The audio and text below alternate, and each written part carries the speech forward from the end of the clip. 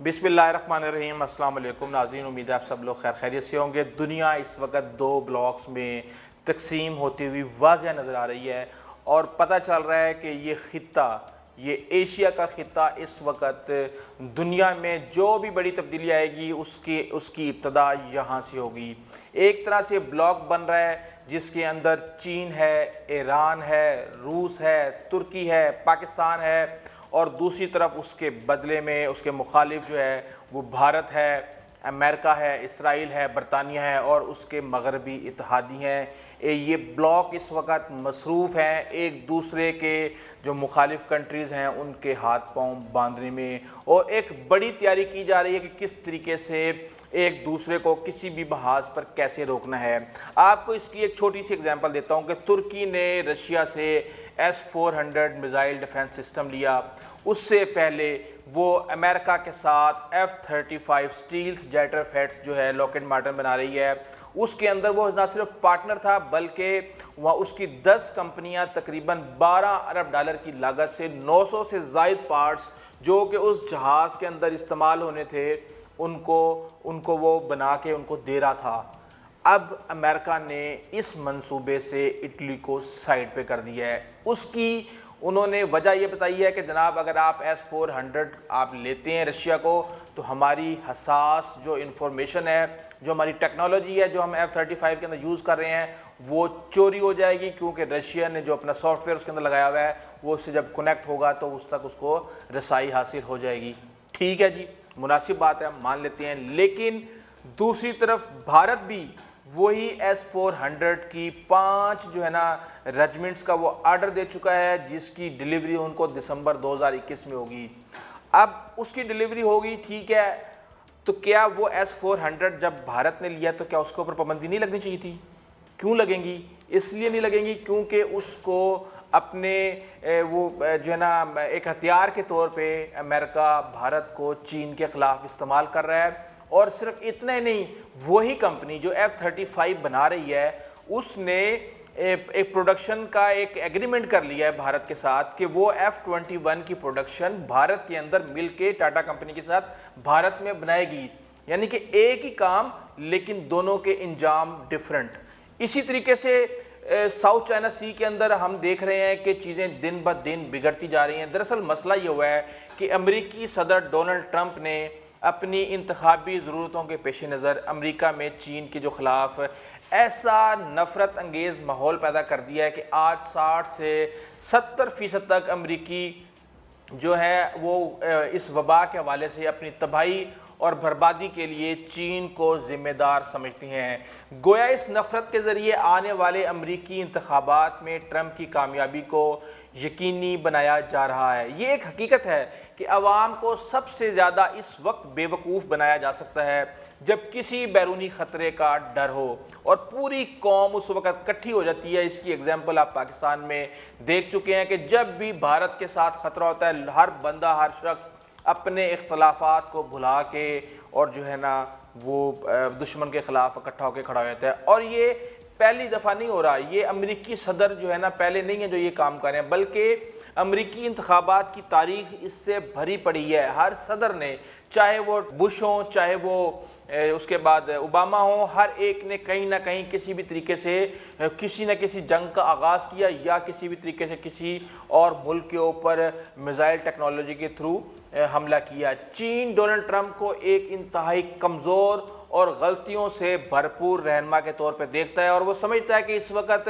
جتنا زیادہ ہم فائدہ اٹھا سکتے ہیں ٹرمپ کی بے وقوفیوں کا ہمیں اٹھا لینا چاہیے، جبکہ امریکہ کو خدشہ ہے کہ چینی ٹیکنالوجی جاسوسی کے لیے استعمال ہو رہی ہے۔ یہ کوئی نیا الزام نہیں ہے۔ امریکہ کئی دہائیوں سے پوری دنیا کی جاسوسی اپنی ٹیکنالوجی کے تھرو کر رہا ہے، فون وہاں پہ استعمال ہو رہے ہیں، جتنی بھی آپ کی سوشل نیٹ ورک کی جو آپ کی ایپس ہیں، ویب سائٹس ہیں، وہ ساری امریکہ کی ہیں، اور کہا تو یہ جاتا ہے کہ شاید FBI اور CIA جو ہے نا مل کے ان تمام پروجیکٹس کی فنڈنگ کرتے ہیں، اور یہ ضرورت ہوتی ہے ان کی ایجنسیز کی اور اس ایجنسیز کے اس ضروریات کو پورا کیا جاتا ہے مارکیٹ میں پروڈکٹس کو لا کے، تاکہ لوگ اس کو استعمال کریں، اس کا ڈیٹا سارے کا سارا جو ہے نا امریکہ کی ایجنسیز کے پاس آ جائے۔ امریکہ اور چین کے درمیان ہر گزرتے دن کے ساتھ تناؤ بڑھ رہا ہے، جس کی وجہ سے ایک نئی سرد جنگ کا امکان، تو کیا ہم کہیں گے سرد جنگ تو اس وقت شروع ہو چکی ہے، اب آگے جنگ کا امکان پیدا ہو گیا ہے۔ ماہرین کے مطابق دونوں ممالک کے درمیان تاریخی اختلافات تو موجود تھے ہی، لیکن اب یہ دونوں طاقتیں خطرناک دور میں داخل ہو رہی ہیں۔ ٹرمپ انتظامیہ چین کے خلاف عالمی طور پر مہم میں تیزی لائی ہے، اور امریکی صدر نے اپنے اتحادی ممالک پر زور دیا ہے کہ وہ چینی ٹیکنالوجی کمپنی ہواوے کو ٹیلی کام پروجیکٹ سے بے دخل کر دیں۔ یہی نہیں، امریکہ ساؤتھ چائنا سی کے تنازع میں بھی بیجنگ کے حریفوں کی کھل کر حمایت کر رہا ہے۔ اس میں یہ بھی دیکھنے میں آیا ہے کہ اب چائنا نے اپنی home made aircraft carriers ایک نہیں، دو نہیں، تین نہیں، 4 کا اعلان کر دیا۔ انہوں نے کہا ہے جی کہ ایک ہمارا پہلے تھا، ایک تیار ہو گیا ہے، اور دوسرا انشاءاللہ ہم بہت جلد لے آئیں گے، اور یہ جو ان کا 3rd ایئر کرافٹ کیریئر ہوگا،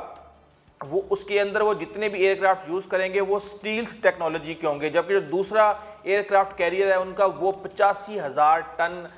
اس کا وزن ہے، اور وہ 50 ایئر کرافٹ کو کیری کر سکتا ہے۔ اور یہ جو چوتھا ہے وہ 2018 کے اندر جو ہے نا شروع کیا گیا ہے، بڑی تیزی سے اس کے اندر کام ہو رہا ہے، اور وہ یہ کہہ رہے ہیں کہ اس کو ہم بہت تیزی سے کمپلیٹ کر لیں گے، کیونکہ جب ہم تیسرے ایئر کرافٹ کو بنا رہے تھے تو ہمارے راستے میں بہت زیادہ ٹیکنیکل پیچیدگیاں ہیں جن کو ہم نے ایک ایک کر کے عبور کر لیا۔ اب ہم جب ایک چیز مکمل بنا چکے ہیں تو ہمیں پتہ ہے کہ کون سی چیز کس طریقے سے کیا پرابلم پیدا کر سکتی ہے، اس لیے اب یوں بنیں گے، یوں ایئر کرافٹ کیریئر بھی اب چائنا میں فوری طور پہ بنیں گے۔ انشاءاللہ اللہ کرے پاکستان کو بھی ایک آدھا مل جائے۔ اس حوالے سے پی ایل اے نے اپنے آپ کو بہت زیادہ ماڈرنائز کر لیا ہے۔ ساؤتھ چائنا سی کے اندر انہوں نے آرٹیفیشل جزیرے بنا دیے ہیں، جہاں پر ایئر بیسز ہیں، جہاں پر ہر طرح کی چیزیں انہوں نے بنائی ہیں، ایون کاشتکاری بھی وہاں پہ کی جا رہی ہے، اور جو کہ جس کو امریکہ اپنے لیے بہت زیادہ خطرہ سمجھتا ہے۔ یہی وجہ ہے کہ 2 بحری بیڑے امریکہ نے ساؤتھ چائنا سی میں چین کی سرحدوں کے پاس بھیج دیے ہیں، اور اس میں وہ یوز کر رہا ہے برونائی کو، ویتنام کو، فلپائن کو، تائیوان، ملیشیا کو، اور وہ سخت بیانات بھی چین کے خلاف دے رہے ہیں، اور اس طریقے سے وہ آیا ہے ان ممالک کی مدد کے بہانے، ان کی حفاظت کے بہانے۔ لیکن آپ سمجھ سکتے ہیں کہ کیا ہو سکتا ہے اور کیا نہیں ہو سکتا۔ نومبر کے صدارتی انتخابات کی مہم میں بھی ڈونلڈ ٹرمپ نے چین کے خلاف محاذ کھول رکھا ہے، جسے وہ اپنی جیت کے لیے استعمال کرنا چاہتے ہیں۔ تاہم اگر وہ جو بائیڈن سے ہار بھی گئے تو بھی چین کے ساتھ تعلقات میں زیادہ تبدیلی کا امکان نظر نہیں آتا، کیونکہ ڈیموکریٹک امیدوار صدر ٹرمپ پر چین کے معاملے میں نرمی برتنے کا الزام لگاتے آئے ہیں۔ دنیا کی 2 بڑی معاشی طاقتیں ایشیا پر غلبہ کرنا چاہتی ہیں، اور چین کی خواہش سمیت متضاد اسٹریٹجک نظریوں پر ایک طویل مدتی مقابلے میں وہ مصروف ہو چکی ہیں۔ چین ٹرمپ کو ایک کمزور اور غلطیوں سے بھرپور رہنما کے طور پر دیکھتا ہے، اور وہ امریکہ کے کرونا کی وبا کے تباہ کن رد عمل سے فائدہ اٹھا رہا ہے۔ یہ صورتحال کچھ ایسے معاملات میں امریکی سوویت سرد جنگ سے مشابہت رکھتی ہے، لیکن یہ ابھی اتنی خطرناک نتیجے تک نہیں پہنچی۔ اس میں ایک اہم فرق یہ ہے کہ تعلقات میں دباؤ کے باوجود دونوں ممالک اب بھی معاشی مفاد کے لیے ایک دوسرے سے جڑے ہوئے ہیں، یہ کہنا ہے چند دفاعی تجزیہ کاروں کا۔ جبکہ دنیا بھر میں بیجنگ کے خلاف مہم چلانے والے امریکی وزیر خارجہ مائک پومپیو نے حالیہ ریڈیو انٹرویو میں سرد جنگ کے موازنے کو مسترد نہیں کیا ہے۔ پومپیو کا ماننا ہے کہ مغرب کو چین، خاص طور پر اس کی ٹیکنالوجی سے چھٹکارے کی ضرورت ہے، کیونکہ چین کو خدشہ ہے کہ چینی ٹیکنالوجی جاسوسی کے لیے استعمال ہو رہی ہے۔ جارج ٹاؤن یونیورسٹی کے اسسٹنٹ پروفیسر اور امریکن انٹرپرائز انسٹیٹیوٹ سے وابستہ جو ہے ماہر، ان کا کہنا ہے کہ چین کے ساتھ سرد جنگ کی بات کرنا خطرناک ہے۔ چین کے ساتھ صورتحال سرد جنگ کی طرح نہیں ہے۔ مثبت پہلو دیکھا جائے تو چین سے ہماری وسیع وابستگی ہے، لیکن منفی بات یہ ہے کہ دونوں فریقین کے درمیان باقاعدہ جنگ کا امکان سوویت یونین کے ساتھ جنگ سے کہیں زیادہ ہے۔ صورتحال کو سرد جنگ کی عینک سے دیکھنا غیر مؤثر رد عمل کا باعث ہوگا، جبکہ واشنگٹن بیجنگ کو غلط طور پر نظریاتی خطرہ سمجھ رہا ہے۔ چین کے پاس امریکی خدشات کے خاتمے کے لیے کافی آپشن موجود ہیں، جس میں وہ یہ بھی کہہ سکتا ہے کہ شاید وہ ساؤتھ چائنا سی میں ہتھیاروں کے نظام سے پیچھے ہٹ سکتا ہے، تاہم ان کے خیال میں بیجنگ ایسا نہیں کرے گا، کیونکہ وہ بنیادی طور پر امریکی پالیسی کے محرکات سے متعلق غلط فہمی کا شکار ہے۔ وہ سمجھتا ہے کہ امریکی خطے میں اپنی طاقت میں کمی کے خلاف رد عمل ظاہر کر رہا ہے، لیکن امریکہ اس کا بھرپور جواب دے گا۔ ایسا کرنا ایک غلطی ہوگی اور یہ امریکہ کو باقاعدہ جنگ کی طرف لے جا سکتا ہے۔ کچھ سال پہلے کی پالیسی کے برعکس امریکی عہدیدار اب شاذ و نادر ہی کشیدگی میں کمی کے بات کرتے ہیں، اور وسطی ایشیا کے لیے امریکی محکمہ خارجہ کے اعلیٰ عہدیدار ڈیوڈ سٹیلویل نے کہا ہے کہ انہوں نے بیجنگ میں امریکی دفاعی اتاشی کے طور پر سیکھا ہے کہ چین نے ہر قابل ذکر اور ٹھوس اقدام کا بھرپور جواب دیا ہے۔ امریکہ نے جب چین پر ہانگ کانگ میں ہونے والی بغاوت اور غیر مسلمانوں پر بڑے پیمانے پر مظالم کے خلاف دباؤ ڈالنے کی کوشش کی ہے، بیجنگ نے ہر بار انتقامی اقدامات اٹھائے ہیں۔ اس سب کے باوجود صدر ٹرمپ کو چین کے ساتھ اس تجارتی معاہدے پر عمل درآمد کی امید ہے، جس میں چین نے امریکہ کے سامان خریدنے میں اس کا وعدہ کیا تھا۔ دراصل ہوا یہ تھا کہ جان بولٹن نے بھی اس کا دعویٰ کیا۔ انہوں نے کہا ہے کہ جب امریکی صدر چینی صدر سے ملے ہیں تو انہوں نے ان کو ریکویسٹ کی ہے کہ آپ مجھے دوبارہ منتخب ہونے میں میری مدد کریں، اور اس کی ایک یہ طریقہ کار ہو سکتا ہے کہ ہمارے جتنے بھی امریکی فارمرز ہیں انہوں نے جو کاشت ہے ان کی پیداوار ہے اس کو آپ زیادہ سے زیادہ خریدیں، جس سے ان کے اندر ایک پراپر فیلنگ پیدا ہوگی کہ